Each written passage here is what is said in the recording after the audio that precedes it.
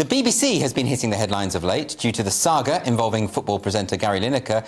But have we been ignoring a more troubling development at the corporation, and one which could have wider implications for the future? The much-loved BBC Singers are considered one of the most prestigious choral groups in the world, but they will be dissolved this summer in a cost-cutting exercise, a decision which has prompted anger in the arts community.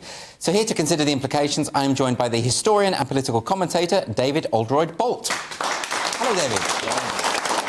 So, they're cutting the Singers. How much money are they saving, and is it worth it? Well, Richard Morrison, the chief critic of the Times, estimates that they're saving about £1.5 million, which might sound like a lot for 24 singers, but you have to consider that it's not just the singers that form part of that budget. It's the works that are written for them, which have to be paid for, of course. Composers don't work for free. It's the rehearsal spaces they use. It's the transport costs. It's the lodging and accommodation costs, if ever they have those, which seems to me like a bargain, frankly. This is something that is considered in the music world one of the great achievements of British performance over the past century. And I think the fact that the BBC have chosen to get rid of them in their 99th year, not even to let them reach the century, is churlish at best and downright arrogant at worst. There is the sense in which the BBC often seem to cut some of their best things. I remember they were going after BBC 4, which was one of their better channels. Well, BBC 4 is now, to all intents and purposes, gone, but in the years leading up to its removal, had in any case been diluted.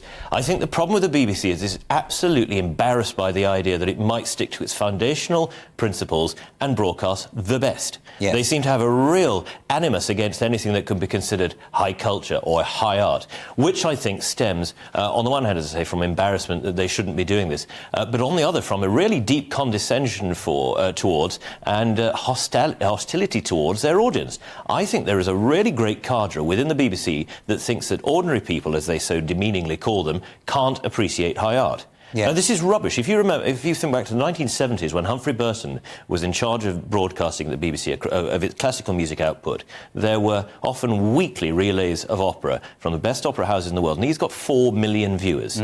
Now, fine, there were fewer channels and there was less choice, but this still shows to me that there is a great appetite for high culture, as we might call it. And the BBC now will not provide that unless it's forced to, almost at the point of a gun. So this is a very interesting question about what is the BBC for? Yeah. Obviously, you go back to the original Reith principles of to inform, educate and entertain.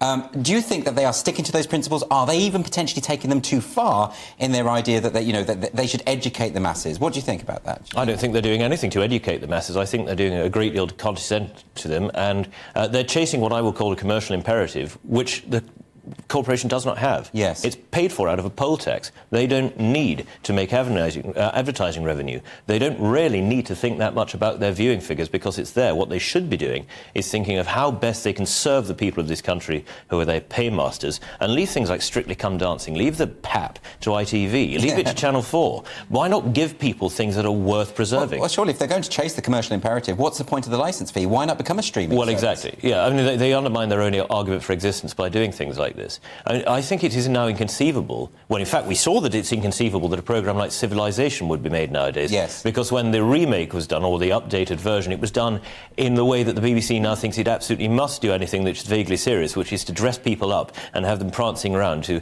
the sound of irreverent music in order to dumb down as far as possible because they're terrified of seriousness. That's a very interesting comparison. I mean, if you go to the Kenneth Clark series, the original series of Civilization, and you watch it and you think it assumes that the audience have patience, that they're interested in difficult ideas, that they're intelligent. It assumes intelligence. Exactly. But the Civilization series didn't do that. No, I think that the original series treated the audience with the courtesy of treating them as though they are, in fact, capable of taking on board these ideas, as though they want to do, and as though they don't need to be talked down to like preschool children. You know, with Kenneth Clark in the original Civilization, you just had an expert, the world expert in this period of art, talking to an audience, and they were expected to listen and enjoy it.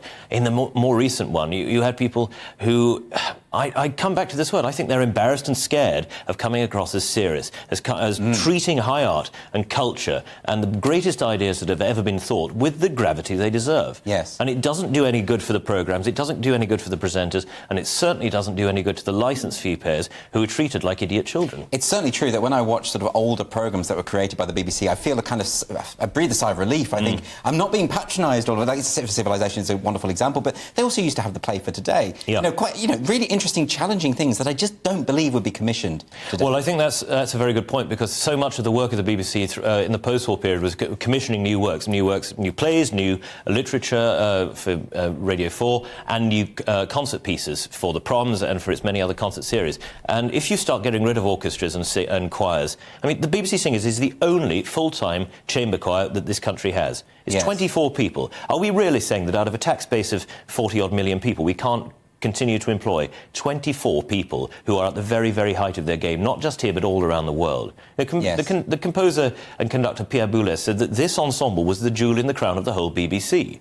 Yes. And they're getting rid of it with such callous indifference. To what extent do you think that this is connected to what we have often called the ideological capture of the BBC, insofar as there is a kind of mistrust of the heights that our culture has produced, which is wrapped up in this idea of tearing down statues, destroying history, mistrusting straight white male authors, such as Shakespeare and Chaucer, for instance? Oh, I think, yeah, that's part of it. They perceive that the audience for classical music is only middle-aged or old white people. Yes. Because, again, it's part of the condescension of the BBC that they would not consider that, say, a poor black person or a young white person could possibly be interested in this music that was written, in some cases, hundreds of years ago. And that is the bigotry of low expectations. I mean, we've seen that when there was the attempt to say that young, predominantly black schools shouldn't have Mozart on their music curriculum. They should have Stormzy instead, which is basically suggesting that young black people are incapable of understanding great music. I know he's not a greatly popular figure on this channel, but Michael Gove did come up with one wonderful phrase, the soft bigotry of low expectations. Yes. And I think that permeates the broadcasting of the BBC and the education sector as anyway. But the problem with this is that by saying that these people couldn't possibly understand it, you never give them the chance to. Yes. And that, to me, is the worst form of bigotry. So what is the solution here? How do we address these issues with the BBC? They're obviously making these cuts whether we like it or not. But well, maybe not. There are more than 133,000 people have signed a petition against the cuts to the BBC Singers, so perhaps there is just a glimmer of hope that it might be reversed. So do you think that people just need to make a noise about it? Yes. Sort of say how they want the BBC to be run, effectively? Well, yes. I mean, this is an argument that you and I have discussed before in different contexts. If we want to have the same effect as our opponents, we have to make just as much, if not more, noise than they do. Yes. Don't always leave it to them to make the running in cultural stakes or in political stakes. And I think it is one of those instances where if you value what the BBC at its core stands for, which I do, I believe in the principles, the Reithian principles, I just feel they've been badly let down over the past quarter of the century by the institution that is supposed to institute them. We don't have much time, but I just want your final thought on this. Is the licence fee over? Because we've had these debates back and forth, but it looks very much like it's going to go, doesn't it? Well, if the BBC keeps shooting itself in the foot like this, why shouldn't it be? Well, certainly with the Gary Lineker situation, I think they have, haven't they? Yeah, well, quite. What would you rather have, 24 BBC singers or one Gary Lineker? Which adds more to the gaiety of nations and the betterment of human civilization? I don't think it's a football commentator. And I think from your calculations, it would be roughly the same cost, Yeah, wouldn't it's it? about the same. £1.5 million here and So we lose Lineker, keep the singers. That should be the title of the next programme that we do. Yes. Lose Lineker, keep the whole hour on why we should have more classical music and less Gary Lineker. I think you've just solved the problem. David Oldroyd-Bolt, thank you very much for having me.